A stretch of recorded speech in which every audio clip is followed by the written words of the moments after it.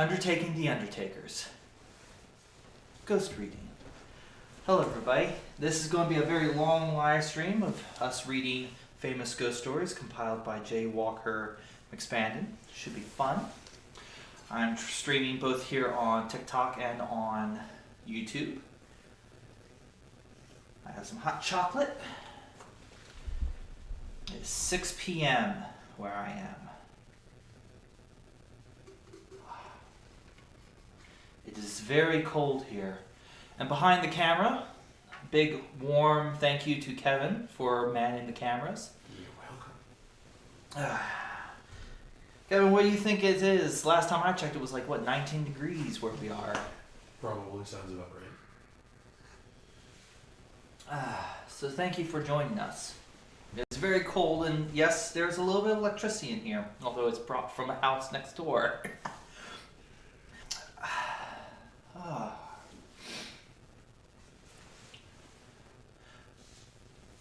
Let's see. There are several stories we can pick from.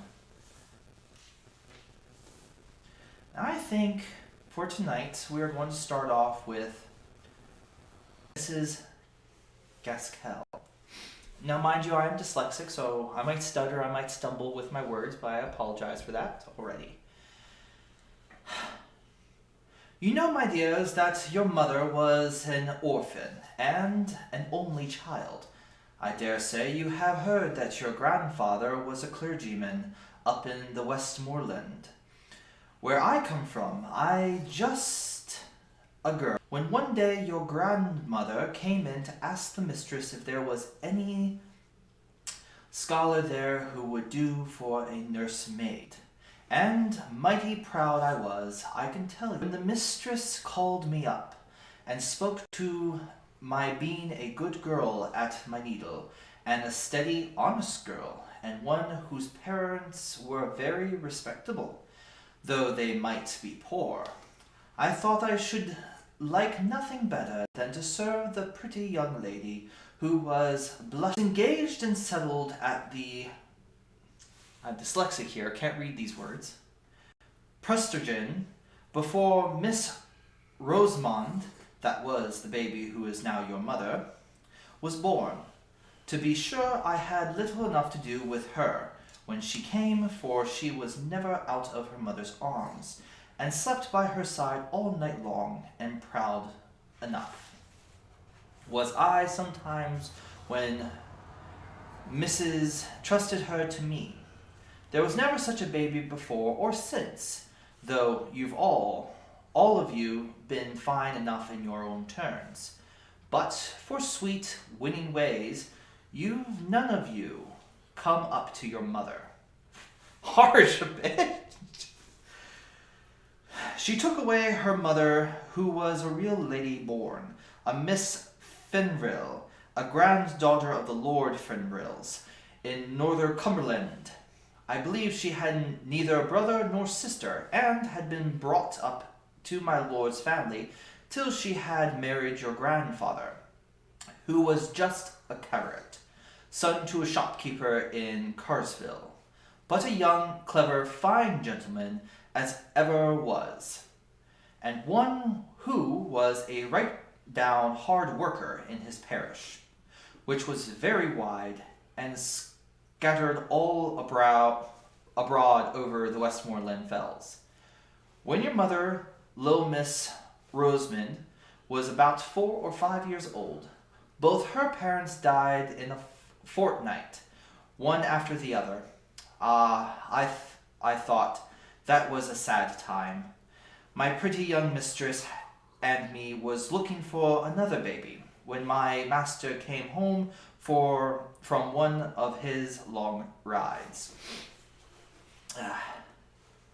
Wet and tired, and took the fever he died of, and then she never held up her head again, but just lived to see her dead baby, and have it laid on her breast, before she sighed away her life.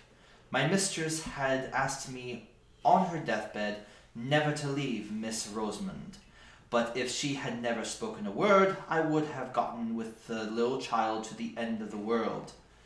The next thing, and before we had well stilled our sobs, the the executors and guardians came. I was about to say executioners. Where'd they come from? Freaking dyslexia. The executors and the guardians came to the affairs. They were poor young mistresses, own cousin Lord Fairville and Miss Estwhite. My master's brother, a shopkeeper in Manchester, not so well to do then, as he was afterward, and with a large family rising. I don't know if spoke and if, for that one or more or less could have make no difference in so grand a household.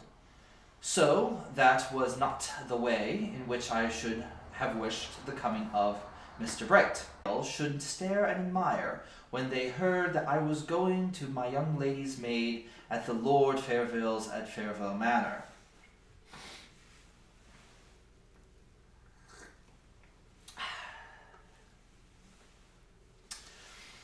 But I made a mistake in thinking we were to go and live where my lord did.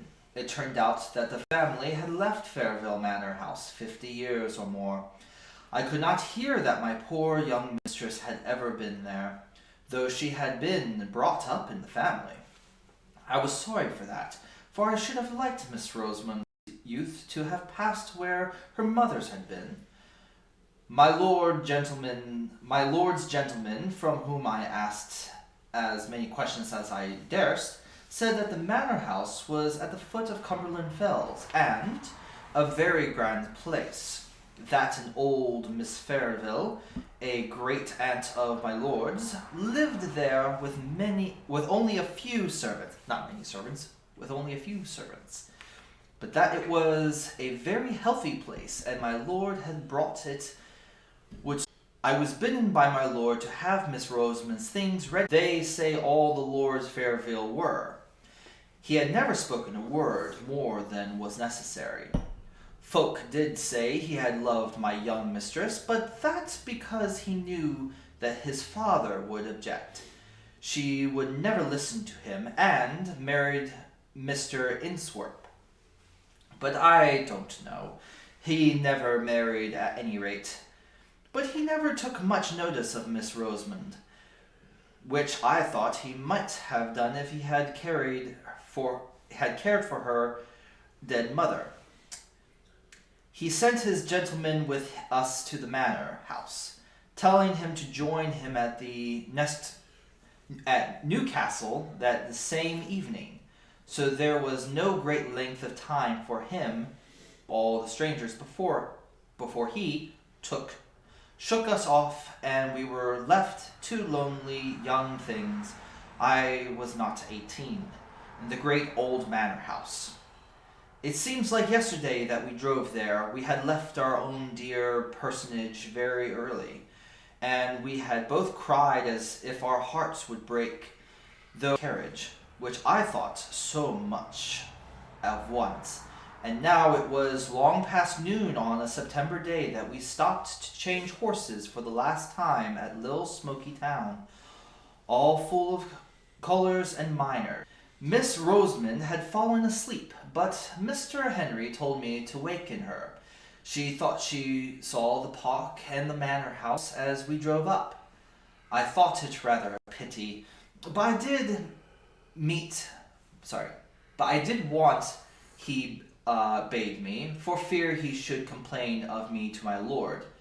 He had left all signs of a town or even a village, and we then inside the gates of a large wild park, not like the parks here in the south, but with rocks and noise of running water, and gnarled thorn trees and old oaks of white and peeling. Then we saw a great and stately house with many trees close around it, so close that in some places their branches dragged against the walls when the wind blew, and some hung broken down, for no one seemed to take much charge of the place, to lop the wood or to keep the moss-covered carriage away in order. Only in front of the house was clear. The great oval drive was without a weed, and neither tree nor and neither a tree. Wow, my breath is actually getting in my way of my reading. It's so cold in here. Woo! Let's see. The great oval drive was without a weed, and neither tree nor creeper wing protruded, which were each the ends of other side fronts. For the houses, although it was so desolate, was even grander than I expected. Behind it rose the fells, which seemed unenclosed and bar enough, and on the left hand of the house, as you stood facing it, was a little old-fashioned flower garden. I had scoped out the thick dark wood for some old Lady Fairville, but the branches of the great forest trees had grown and overshadowed it again, and there were very few flowers that would live there at the time. When he drove up, there was a chandelier all of bronze hanging down from the middle of the ceiling, and I had never seen one before, and looked at it in all amaze. Then at one end of the hall there was a great fireplace, as large as the size of the house in my country, with massy eldorans and dogs to hold the wood, and by it were heavy, old-fashioned sofas. At the opposite end of the hall to the left, as you went in, on the western side, was an organ built into the wall, and so large that it filled up the best parts of that end. Beyond it, on the same side, was a door, and opposite on each side of the fireplace were also doors leading to the east front. But those I never went through as long as I stayed in that house, so I couldn't tell you what lay beyond.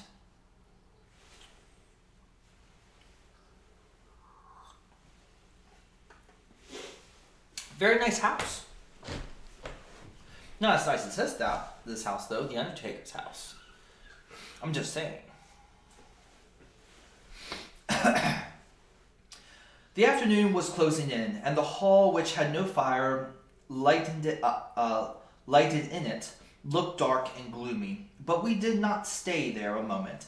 The old servant who had opened the door for us bowed to Miss Henry and took us in through the door at the further side of the great organ, and led us through the several smaller halls and passages into the west drawing-room, where we said that Miss Fairville was sitting. Poor little Miss Rosamond held very tight to me, as if she were scared and lost in that great place, and as for myself, I was not much better. The west drawing-room was very cheerful looking, with a warm fire in it, and plenty of good comfortable furniture about. Miss Fairville was an old lady, far from 80, full of fine wrinkles, as if they had been drawn all over it with a needle's point.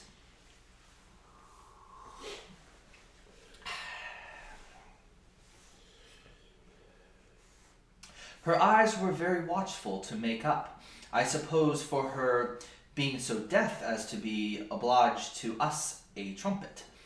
Sitting with her, working at the same great piece of tapestry, was Miss Stark, her maid and companion.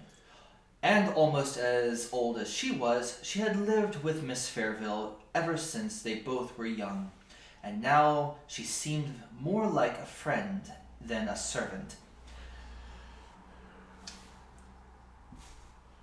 She looked so cold and gray and stony, as if she had never loved, and I don't suppose she did care for anyone except her mistress. And owing to the great deafness of the latter, Miss Stark treated her very much as she would a child. Miss Henry gave some message from my lord, and then he bowed goodbye to us, taking no notice of my sweet outstretched hand, and left us standing there, being looked at by the two old ladies through their spectacles.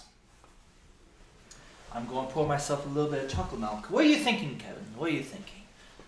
He gives me a shrug. So far, we have two wonderful people. One not even 18. That is pretty sad they're being basically sent. And no wonder the place is all run down if only two very old ladies are taking care of it. Not to say ladies can't do it, I'm just saying it's really hard when you get old and there's two old people in there. I'm going to be old one day. That's why I'm trying to make sure this place is pretty nice for when I get old.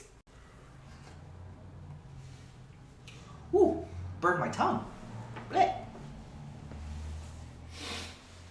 I was right glad when they rang for the old footman who had shown us in at first a room and into another sitting room, and out of that, and then up a great flight of stairs and along a broad gallery, which was something like a library, having books all down one side and windows and writing tables all down the other, till we came to our rooms, which I was not sorry to hear were just over the kitchens. We have our priorities in order. We have our priorities in order. Neat. Their rooms are right above the kitchen. Which, by the way, Kevin, before we continue, anybody talking in the chat? No. Although the YouTube one is having errors and saying YouTube doesn't have enough video to make us move constantly. And no, there's nobody here at all. They're only here. Well, that's fine. For I began to think, wait, where was I? I moved my hand and now I lost it above the kitchens. For I began to think I should be lost in the wilderness of a house. There was an old nursery that had been used for all the little lords and ladies long ago, with a pleasant fire burning in the grate, and the kettle boiling on the hob, and tea things spread out on the tables. And out of that room was the right nursery, with a little crib for Miss Rosamond close to my bed, and old James called up Dorothy, his wife, to bid us welcome. And both he and she were so hospitable and kind that by and by Miss Rosamond and me felt quite at home. And by the time tea was over, she was sitting on Dorothy's knee and chatting away as fast as her little tongue could go. I soon found out that Dorothy was from Westmore, bound her and were, and I would never wish to meet with kinder people than were old James and his wife. James had lived pretty nearly all his life in my lord's family, and thought there was no one so grand as they. He had looked down a little on his wife because, till he had married her, she had never lived in any but a farmer's household. But he was very fond of her, as well as might be. They had one servant to do all the rough work. Agnes, they called her, and she had the family, always remembering my sweet little Rosamond. I used to wonder what they had done before she had come. They thought so much of her now. Kitchen and drawing room, it was all the same. The hard, sad Miss Fairville and the cold Miss Stark, looking pleased when she came fluttering in like a bird, playing and pranking hither and thither, with a continual murmur and a pretty prattle of gladness. I am sure they were sorry many a time when she flitted away into the kitchen, though they were too proud to ask her to stay with them, and were a little surprised at her taste, though to be sure Miss Stark said it was not to be wondered at, remembering that stock her father had come of. The great old rambling house was a famous place for little Miss Rosamond. She made expeditions all over it, with me at her heels, all except the east wing, which was never opened, and whither we never thought of going. But in the western and northern part of many a pleasant room, full of things and that were curiosities to us, though they might not have been to people who had seen more, The windows were darkened by the sweeping broughts of the trees and the ivy which had overtaken them. But in the green gloom we had managed to see old china jars and carved ivory bones and great heavy books, and above all, the old pictures. Take a sip here, keep it a little warm. Once I remember my darling would have Dorothy go with us to tell us who they were, for they were all portraits of some of my lord's family. Though Dorothy could not tell us the names of every one, we had gone through most of the rooms. When we came to the old state drawing room over the hall, there was a picture of Miss Fairville, or as she called it in those days, Miss Grace, for she was the younger sister, scorn looking out of her handsome eyes, with her eyebrows just a little raised, as if she wondered how anyone could have the impudence to look at her. And her lip curled at us as we stood there gazing. She had a dress on, the like of which I had never seen before, but it was all the fashion when she was young, a hat of some soft white stuff like beaver, but pulled a little over her and a beautiful plume of feathers sweeping over it on one side, and her gown of blue satin was open in front of a quilted white stomach-more. Well, to be sure, she said, when I had gazed my fill, flesh is grass, they do say, but who would have thought that Miss Fairville had been such a out and out beauty to see her now? Yes, said Dorothy. Folks change sadly, but it was my master's father used to say was true. Miss Fairville, the elder sister, was handsomer than Miss Grace. Her picture is here somewhere, but you must never let on, even to James, that you have seen it. Can the little lady hold her tongue, think you? Asked she. I was not so sure, for she was such a little sweet, bold and outspoken child, so I set her to hide herself, and then I helped Dorothy to turn a great picture that leaned with its face toward the wall, and was not hung up as the others were. To be sure, it beat Miss Grace, for it might be hard to choose. I could have looked at it for an hour, but Dorothy seemed half frightened at having shown it to me, and hurried it back again, and bade me ran and find Miss Rosamond, for there were some ugly places about the house where she should like ill for the child to go. I was a brave and high-spirited girl, and thought little of what the old woman said, for I liked hide-and-seek, and as well as any child in the parish, so off I ran to find my little one. As winter drew on and the days grew shorter, I was sometimes almost certain that I had heard a noise, as if someone was playing on the great organ in the hall. I did not hear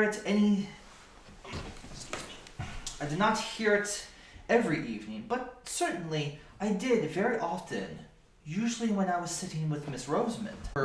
Went down to my supper. I asked Dorothy who had been playing music, and James said very shortly that I was a gawk to take the wind something among the trees for music. But I saw Dorothy look at him very frightful, and Bessie, the kitchen maid, said something beneath her breath, and went quite white. I saw they did not like my question, so I held my peace till I was with Dorothy alone, when I knew I could get a good deal out of her. So the next day I watched my time, and I coaxed and asked her who it was that played the organ, for I knew that it was the organ and not the wind well enough. For all I had kept silent before James, but Dorothy had her had her lesson. All warrant and could I get from her.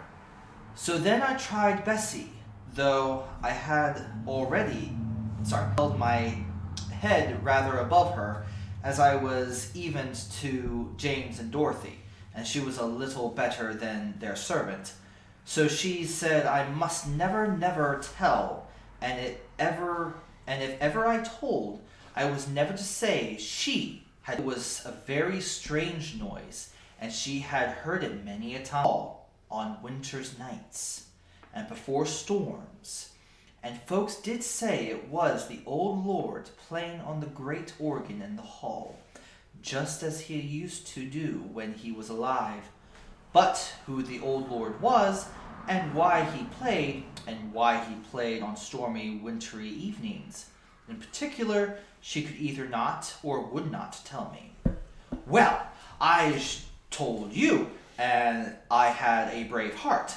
I thought it was rather pleasant to have that grand music rolling about the house, like who would be the player, for now it rose above the great gusts of wind and wailed and trembled just like a living creature, and then it fell to a softness most complete. Only it was always music, and tunes to it was nonsense to call it the wind. I thought at first that it might be Miss Fairville who played unknown to Bessie, but one day, when I was in the hall by myself, I opened the organ and peeped all about it and around it, as I had done to the organ in Crossfield Church once before, and I saw it was all broken and destroyed inside, though it looked so brave, though it was new. Ladies liked her to dine with them at their early dinner. James stood behind Miss Fairville's chair, and I behind Miss Rosamond's, all in state. And after dinner she would play about in a corner of the great drawing room as any mouse, while Miss Fairville slept. And I had dinner in the kitchen, but she was glad enough to come to me in the nursery. Said Miss Fairville was so sad, and Miss Stark so dull. Did no one no harm, if we did not know where it came from. Interesting. An organ.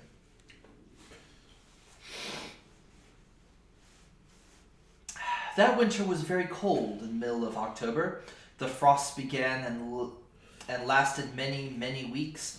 I remember one day at dinner, Miss Fairville lifted up her sad, heavy eyes and said to Miss Stark, "I am afraid we shall have a terrible winter," in a strange kind of meaningful way. Miss Stark pretended not to hear, and talked very loud of something else. My little lady and I did not care for the frost, not we. As long as it was dry, we climbed up the steep brows behind the house, and went up onto the fells, which were bleak and bare enough, and there was rain races in the fresh, sharp air. And once we came down by a new path, and took us past the two old gnarled holly trees, which grew about halfway down by the east side of the house.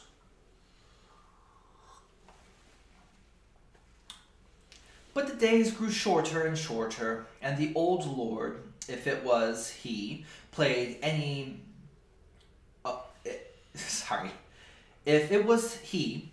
away more and more stormily and sadly on the great organ.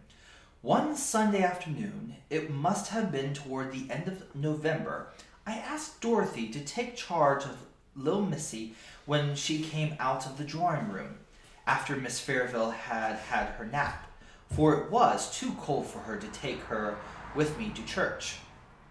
And yet I wanted to go, and Dorothy was glad enough to promise. So fond of the child that after all seemed well, as if the night had never fully gone away, and the air, though still, was very biting and keen. "Well, shall we have a fall of snow?" said Bessie to me. And sure enough, even while we were in the church, it came down thick in great large flakes, so thick it almost darkened the windows. It had stopped snowing before we came out, but it lay soft, thick, and deep before our feet. As we tramped home before we got to the hall, the moon rose, and I think I was lighter then, what with the moon and what with the white dazzling snow, than it had been when we had gone to church, between 2 and 3 o'clock.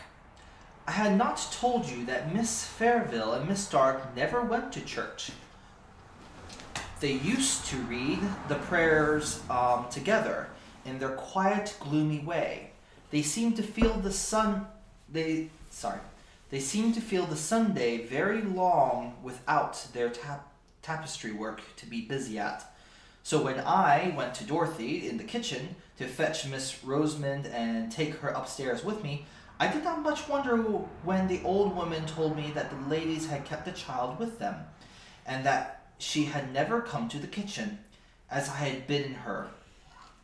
When she was tired of behaving pretty in the drawing room, so I took off my things and went to find her, and bring her to her supper in the nursery.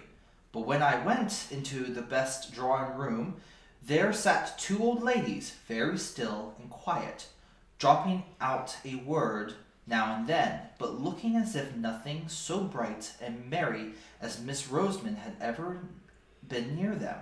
Still, I thought she might be hiding from me. It was one of her pretty ways, and that she had presumed them to look as if they were nothing about her. So I went softly peeping under this sofa and behind that chair, making believe I was sadly frightened of not finding it. I don't know if Miss Fairville had seen me, but as I told you, she was very deaf, and she sat quite still, idly staring into the fire, with her hopeless face. "I'm only looking for my little Rosy Posy," replied I, still thinking that the child was there and near me, though I could not see her. And then we roamed over the great large house, calling and entreating Miss Rosamond to come out of her hiding place and not frighten us to death in this way. But there was no answer, no sound. "Oh," I said at last, "can she have gone into the east wing and hidden there?" But Dorothy said it was not possible, for that she herself had never been in there, that the doors were always locked, and my Lord Steward had the keys. She believed, at any rate, neither she nor James had ever seen them. So I thought I would go back and see it after all. She was not hidden in the drawing room, unknown to the old ladies, and if I had found her there, I said I would have whipped her well for that fright she had given me. I do not condone hitting your children, or any children. That's just me. Don't do it. Don't be that guy. Still, where is she?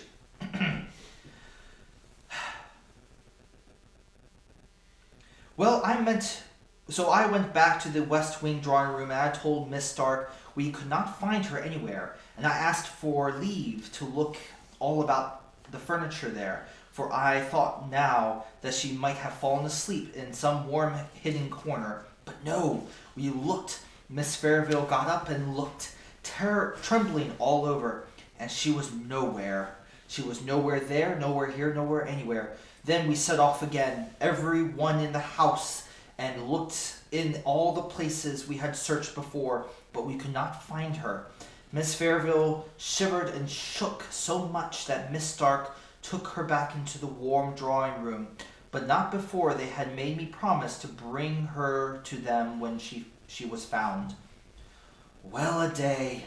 I began to think she never would be found, when I bethought me to look into the great front court, all covered with snow. I was upstairs when I looked out, but it was such clear moonlight I could see, quite plain, 2 little footprints, which might be traced from the hall door and around the corner of the east wing. I don't know how I got down, but I don't know how I got down, but I tugged open the great sift hall door and throwing the skirt of my great gown over my head for a cloak, I ran out. I turned the east corner and there a black shadow fell on the snow. But when I came again into the moonlight, there were little foot markings going up and up to the fells. It was bitter cold, so cold that the air almost took the skin off my face as I ran, but I ran on, crying to think how my poor little darling must be perished and frightened. I was within sight of the holly trees when I saw a shepherd coming down the hill, bearing something in his arms, wrapped in his mud. He shouted to me and asked me if I had lost a Bryn, and when I could not speak for crying, he bore toward me, and I saw my wee Burring laying still and white and stiff in his arms, as if she had been dead. He told me he had been up on the fells to gather in his sheep before the deep cold night come on, and that under the holly trees black marks on the hillside where no other brush was for miles around, he had found my little lady, my lamb, my queen, my darling, stiff and cold in the terrible sleep which is frost begotten. Oh, the joy I had to tears of having her in my arms once again, for I would not let him carry her, but took her, mud and all, into my own arms, and held her near my own warm neck and heart, and felt the life stealing slowly back again into her gentle little limbs. But she was still insatiably when we reached the hall, and I had no breath for speech. We went into the kitchen door. "Bring the warm pans," I said. I carried her upstairs, began undressing her by the nursery fire, which Bessie had kept. Are you okay over there? Yeah. Had kept up. I called my little Lammy over the sweet and playful names I could think of, even while my eyes were blinded by my tears, and at length she opened her large blue eyes. Then I put her into her warm bed, and I sent Dorothy down to tell Miss Fairville that all was well, and I made up my mind to sit by my darling's bedside the live long night. She fell away into soft sleep as soon as her pretty head had touched the pillow, and I watched by her till morning light, when she wakened by bright and clear, or so I thought at first, my dears, so I thought now. But I need a drink because I'm really cold myself. Not as cold as the poor little dear, but whew, it's cold.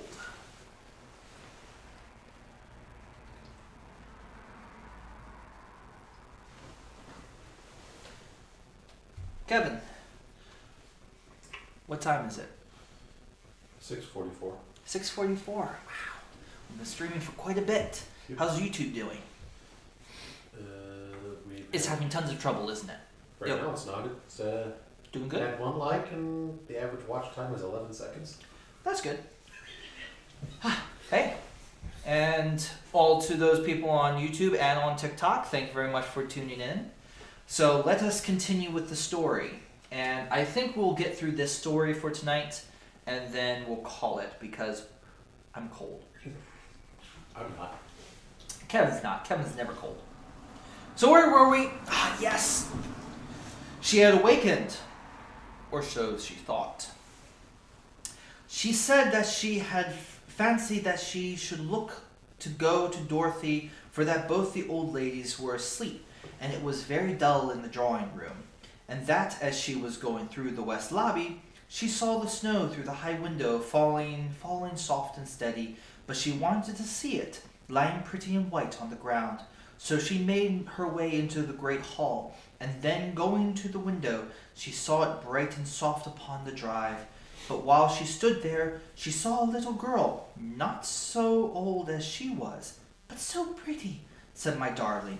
And this little girl beckoned me to come out. And oh, she was so pretty and so sweet. I could not choose but go. And then this other little girl had taken her by the hand, and side by side the two had gone round the east corner. Now you are a naughty little girl, and telling stories, said I. What would your good mamma, that is in heaven, and never told a story in her life, say to her little Rosamond, if she heard her? And I dare say she does telling stories. Indeed, Hester, sobbed out my child, I'm telling you the truth. Indeed I am. Don't tell me, said I, very stern. I tracked you by your footmarks through the snow. There were only yours to be seen, and if you had a little girl to go in hand with up the hill, don't you think the footprints would have gone along with yours? I couldn't help it, dear Hester, she said, crying. If they did not, I never looked at her feet, but she held my hand fast and tight in her little one. And it was very, very cold. She told me up the fell path, up the holly trees, and there I saw a lady weeping and crying. But when she saw me, she hushed her weeping and smiled very proud and grand and took me on her knee. I began to lull me to sleep. That's all, Hester. But that is true, and my dear mamma knows it is, she said, crying. So I thought the child was in a fever, and pretended to believe her, as she went over her story over and over again, and always the same. At last Dorothy knocked on the door of Rosamond's breakfast, and she told me the old ladies were down eating in the parlor, and they wanted to speak to me. They both had been in the night nursery the evening before, but it was after Miss Rosamond was asleep. So they had looked at her, not asked me any questions. I shall catch it, I thought to myself as I went along the north gallery, and yet, I thought, taking courage, it was in their charge I left her, and it's they that's to blame for letting her steal away unknown and unwatched. I mean, it's true, she did leave them in, their care.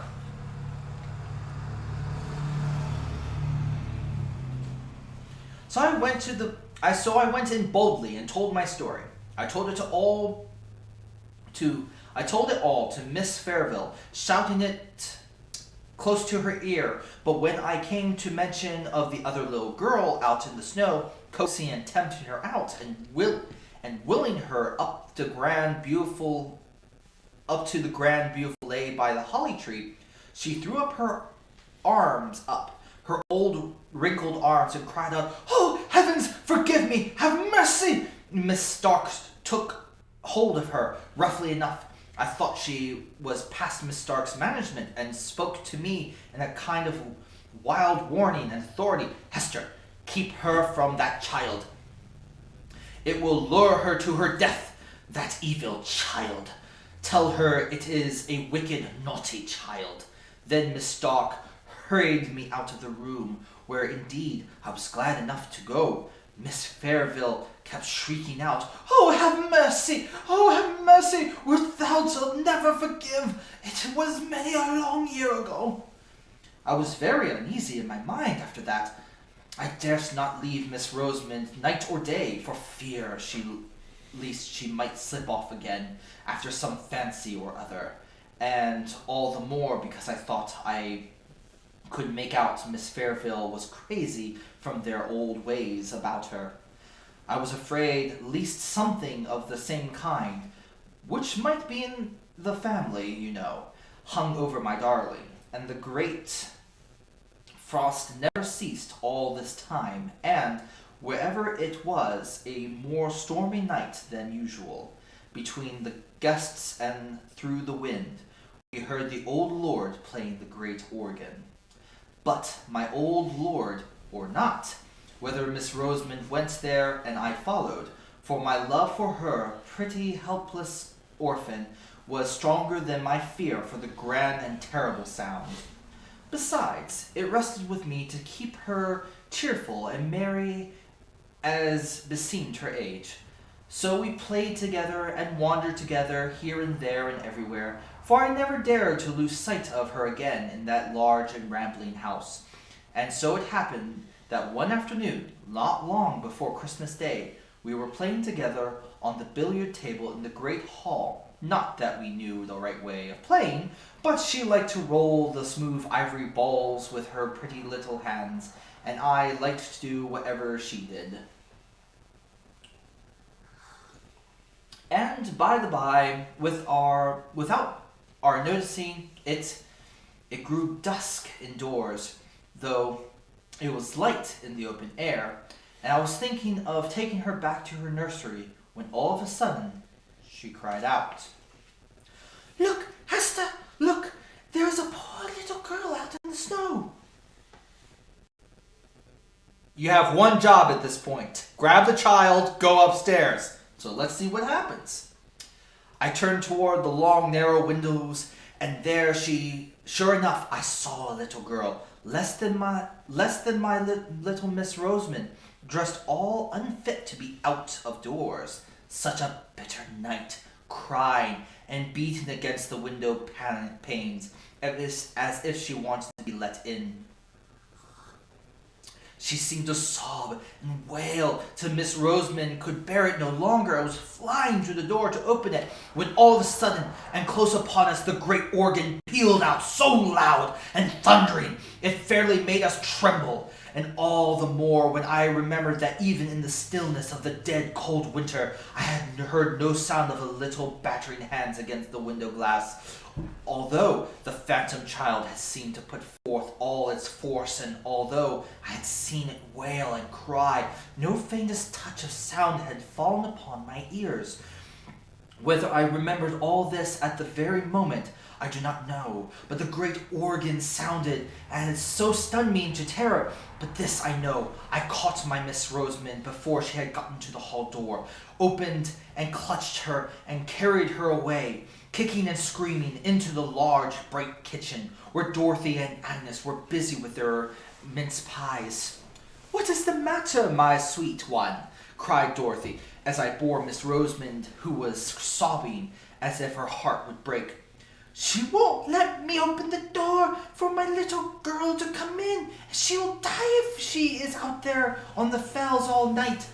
Cruel, naughty Hester," she said, slapping me, but she might have struck harder, for I had been a look of ghastly terror on Dorothy's face, which made my very blood run cold. "Shut the back kitchen door fast and bolt it well," she said to Agnes. She said no more. She gave me raisins and almonds to quiet Miss Rosamond, but she sobbed with the little girl in the snow, and she sobbed about the little girl in the snow and would not touch any of the good things. I was thankful when she cried herself to sleep in bed. Then I stole down to the kitchen and told Miss Dorothy I had made up my mind. I would carry my darling back to my father's house in Applethwaite, where, if we lived humbly, we lived at peace. I said I had been frightened enough with the old lady's organ playing, but now that I had seen for myself this moaning child, all decked out as no child in the neighborhood could be, beating and battering to get in, yet always without any sound or noise, with a dark wound on its right shoulder, and that Miss Rosamond had known it again for the phantom that had nearly lured her to her death, which Dorothy knew was true. I could stand it no longer. I saw Dorothy change color once or twice when I had done. She told me she did not think I could take Miss Rosamond with me, for that she was my lord's ward, and I had no right over her. And she asked me would I leave the child that I was so fond of just for sounds and sights that could do me no harm. and that they had all had been to get used to in their trauma. It was all in a hot, trembling passion, and I said it was very well for her to talk, that she knew these sights and noises beckoned, and that had been perhaps had something to do with the spectre child while it was alive.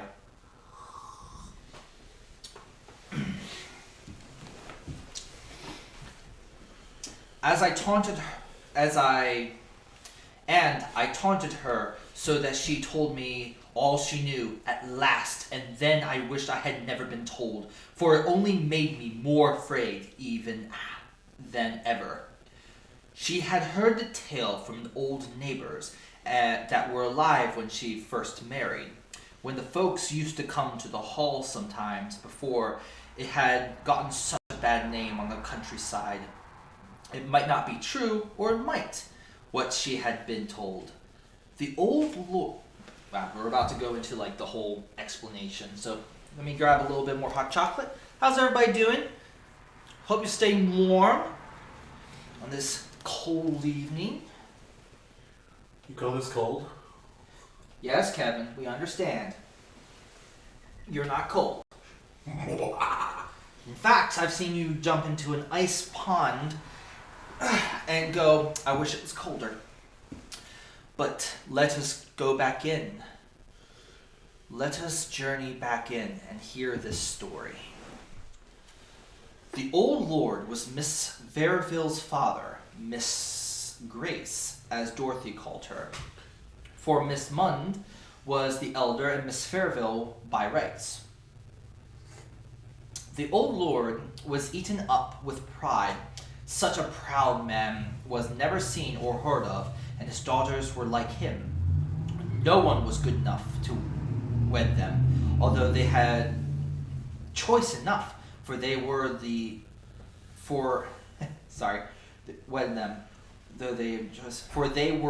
great beauties of their day, as I had seen by their portraits, where they hung in the state drawing room. But as the old saying is, pride will have a fall, and these two haughty beauties fell in love with the same man, and he had no better than a foreign musician whom their father had down from London to play music with him at the manor house. For above all, next to his pride, the old lord loved music. He could play on nearly every instrument that ever was heard of, and it was a strange thing it did not soften him. But he was a fierce... That's a word that I've never seen before. Doubt. A fierce doubt old man, and had broken his wife's heart with his cruelty, they said. He was mad after music, and would pay any money for it. So he had got this foreigner to come, who made such beautiful music that they said that the very birds on the trees stopped their singing to listen. And by degrees this foreign gentleman got such a hold over the old lord that nothing could serve him but that he must come every year, and that it was he that had the great organ brought from Holland and built up in the hall where it is stood now. He taught the old lord to play on it. But many a time, when Lord Fairville was thinking of nothing but his fine organ and his finer music, the dark foreigner was walking abroad in the woods with one of the young ladies, now Miss Mund and then Miss Grace. Miss Mund won the day and carried off the prize, such as it was, and he and she were married, all unknown to anyone. And before... Kevin, can you turn that off? The alarm's going off on the... There we go. Sorry about that. I forgot to turn off that alarm. Wake up. Where was I? Oh, yes. Blah, blah, blah, blah. Miss Munn won the day, and blah, blah, blah. There we go. Before he had made his next yearly visit, she had been confined of a little girl at a farmhouse on the moors, while her father and Miss Grace thought she was away at Doncaster races. But though she was a wife and a mother, she was not a bit softened, but as haughty and as passionate as ever, and perhaps more so. She was jealous of Miss Grace, to whom her foreign husband paid a deal of court by way of blinding her, as he told his wife. But Miss Grace triumphed over Miss Mund, and Miss Mund grew fiercer and fiercer, both with her husband and with her sister. And the foreigner, who could easily shake off what was disagreeable and hide himself in foreign countries, went away a month before his usual time that summer, and half threatened that he would never come back. Meanwhile, I'm actually going to see how many more pages. I've got a lot more pages. Where was I?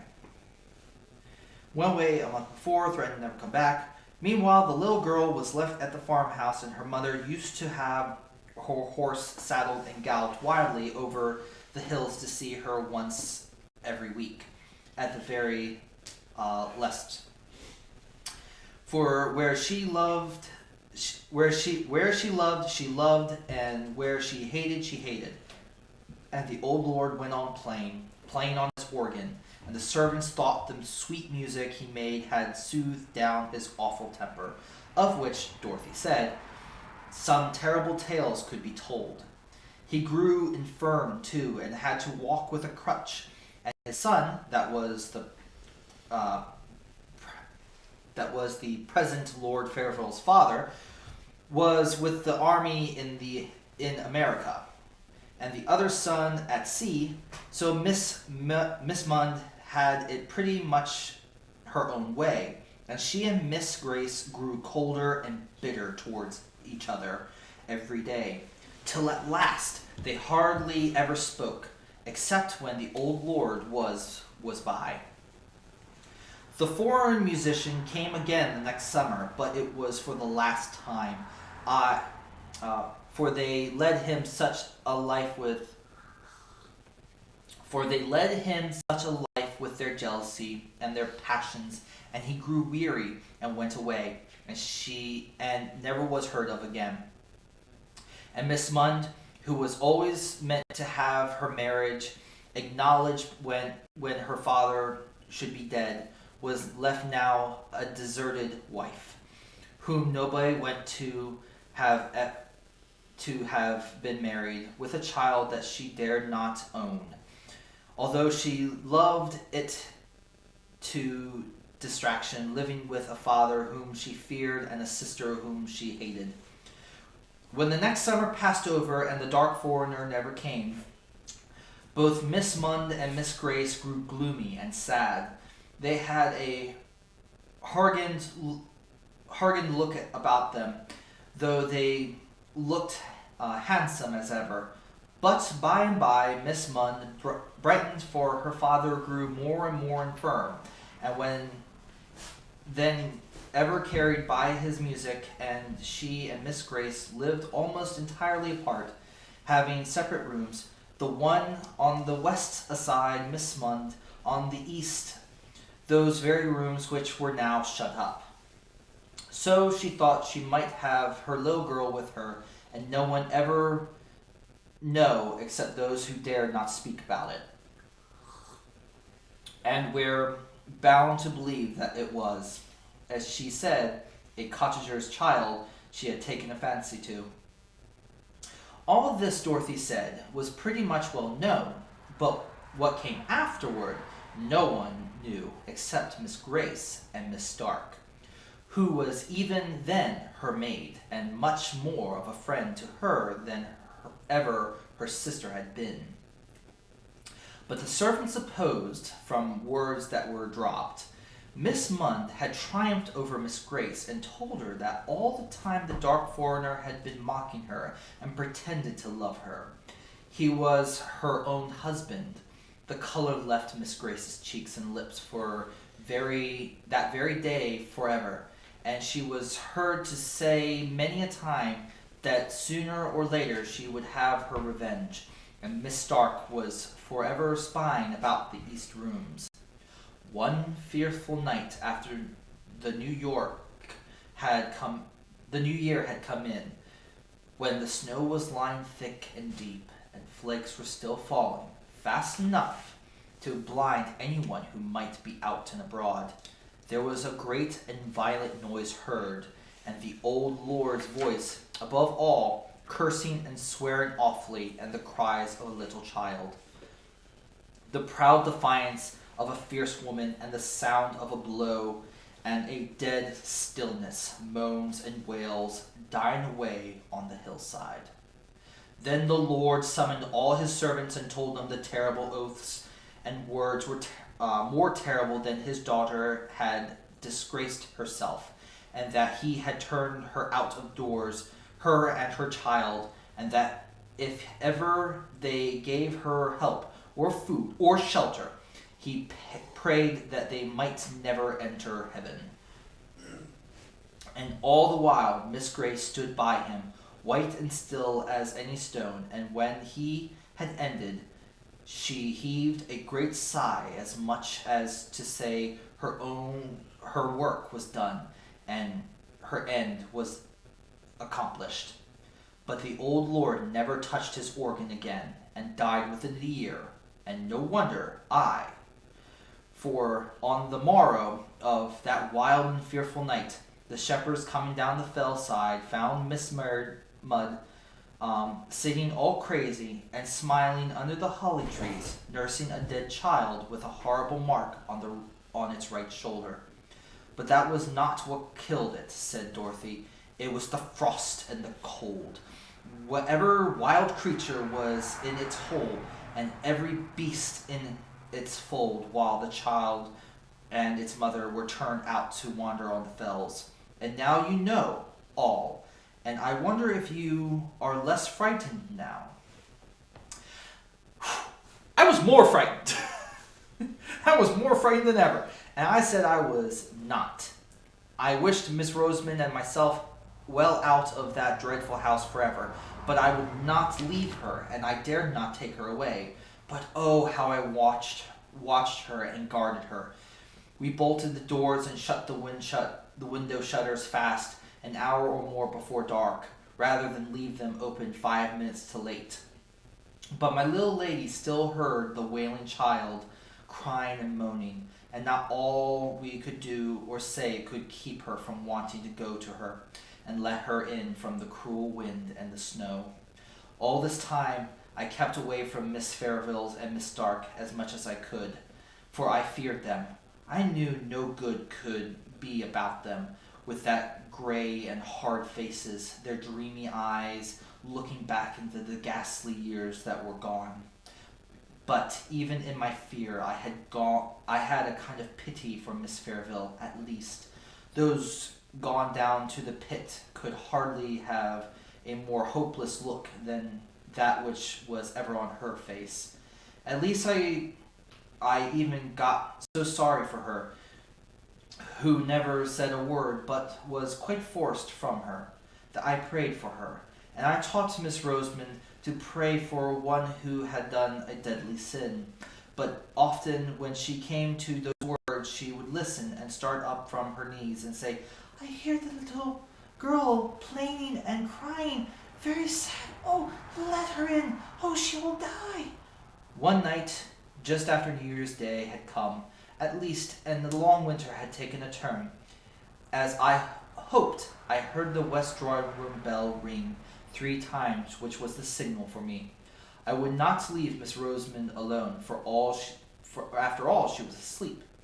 For the old lord had been playing wilder than ever, and I feared lest my darling should waken to hear the spectre child.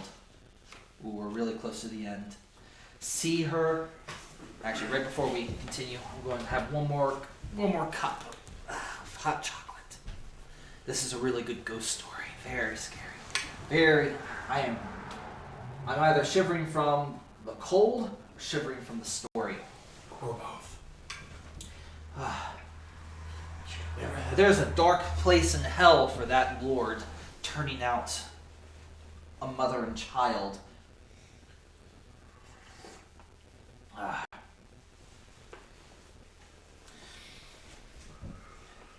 I had fastened the windows too well for that, so I took her out of her bed and wrapped her up in such outer clothings as were most handy, and carried her down to the drawing room, where the old ladies sat at their tapestry work, as usual. They looked up when I came in, and Miss Stark asked, quite astounded, "Why did you bring Miss Rosamond there out of her warm bed?"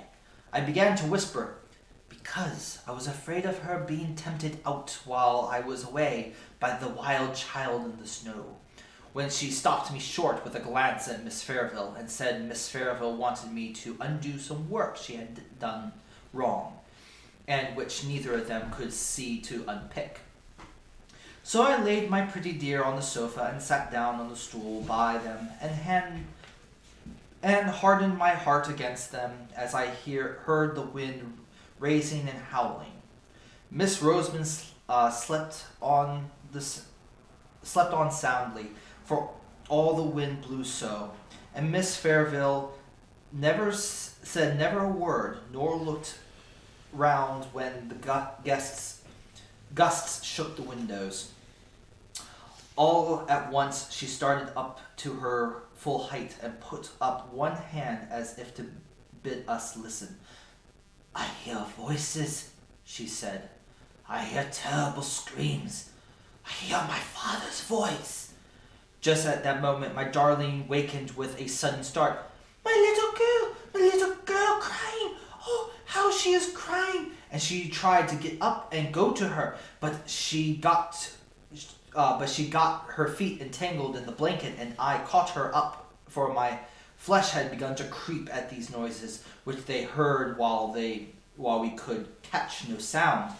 In a minute or two the noises came and gathered fast, and filled my ears. We too heard voices, screams, and no longer heard the winter's wind and raged abroad.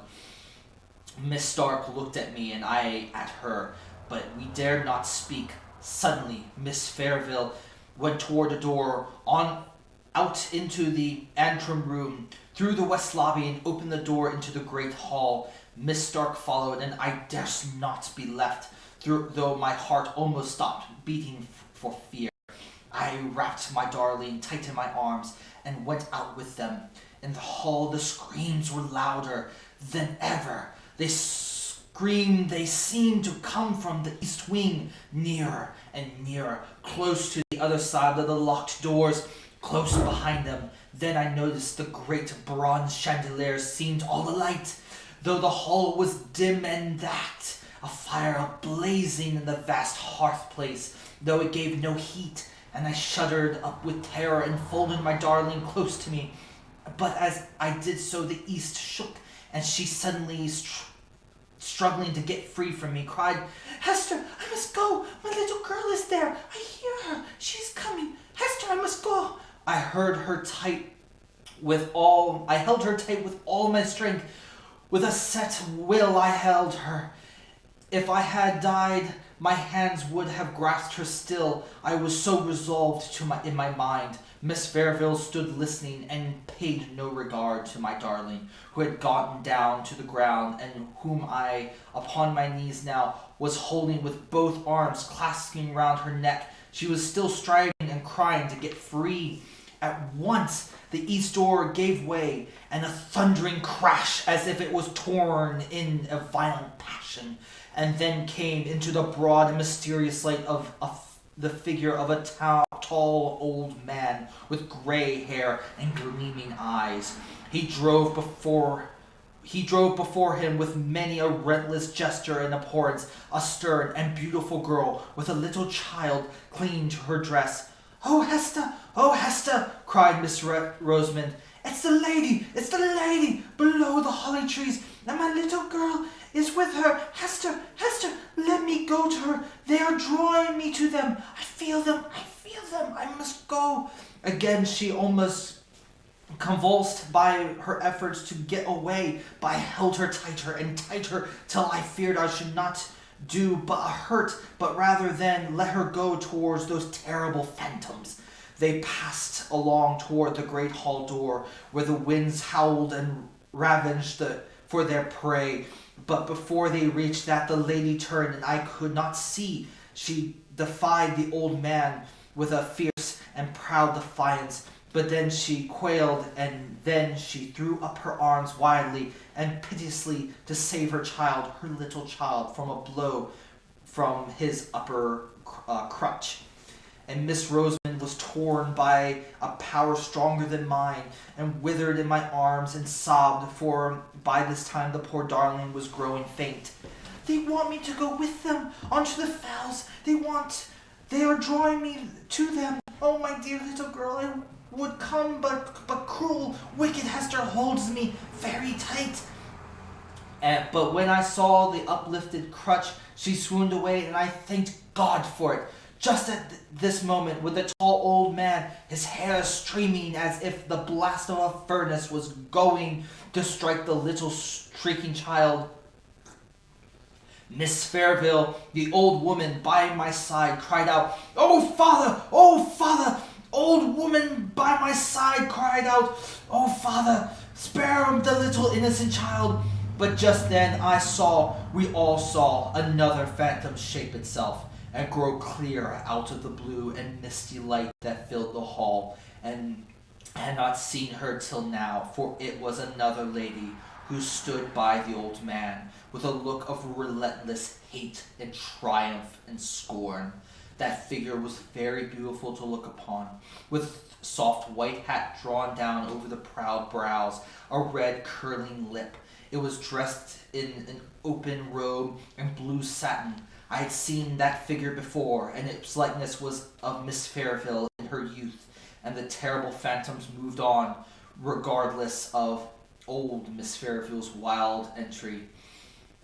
And the uplifted crutch fell on the right shoulder of the little child, and the younger sister looked on, stony and deadly stern. But at that moment, the dim lights and the fire that gave no heat went out, and then themselves, and Miss Fairville lay at our feet, stricken down by the palsy, death-stricken. Yes, she cried to her bed. She was carried to her bed that night, never to rise again. She lay with her face to the wall, muttering low, but muttering always, "Alas, alas, what is done in youth can never be undone in age. What is done in youth can never be done in age." And that was The Old Nurse's Story by Miss Gaskell. Thank you very much for tuning in tonight. The last Saturday of every month, we'll try to do another story from Ghost Stories. And hopefully it starts warming up. So, I'll see you all later. And until the next Undertaking the Undertakers update, you all be safe. Have a warm night. If you liked this content, please like, share, and go ahead and